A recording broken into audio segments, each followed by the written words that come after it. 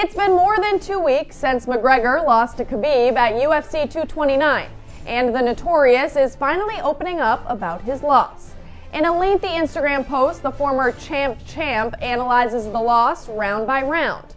Round 1, he concedes that he lost from a sports standpoint because he allowed Khabib to gain top position against the fence. Round 2, McGregor admits he didn't give Khabib's stand-up game as much respect as it deserved.